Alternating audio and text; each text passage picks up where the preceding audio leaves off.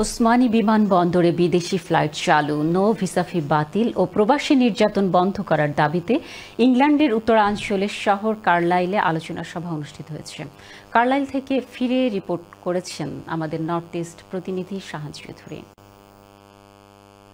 আমরা মনে করি সিলেটবাসীদের প্রতি বৈষম্য আচরণ করা হচ্ছে, কারণ শাহমুরাদ বিমানবন্দর থেকে প্রতি সপ্তাহে 4-5টা বিদেশি ফ্লাইট ওঠানামা করে।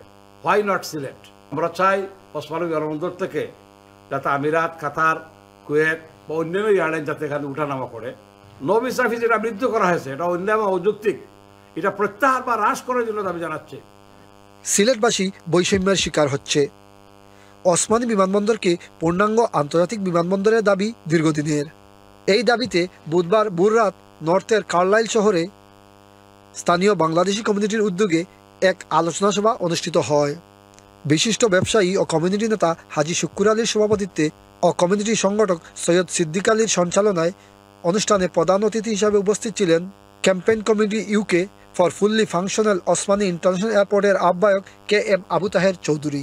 অনুষ্ঠানে বিশেষ অতিথি ছিলেন কার্লাইল সিটি কাউন্সিলের সাবেক civic mayor councillor Abdul Harid. We want to go to Bangladesh more often with our families, and our future generation wants to go to Bangladesh as well, to go to Sylhet Airport. And Sylhet Airport especially is the hub for British Bangladeshis here in the UK. And we want to go to Bangladesh by different airlines, and we want to have that opportunity from the government of Bangladesh to make Sylhet a fully functional, operational airport. এ সময় প্রবাসীদের সমস্যা নিয়ে বক্তব্য রাখেন community নেতা সেলিম সিদ্দিকী, আতা মিয়া, আব্দুল আহাদ, দিলওয়ার আলী প্রমুখ। প্রবাসীরা remittance যোদ্ধা, বাংলাদেশের উন্নয়নে তাদের অবদান অপরিসীম।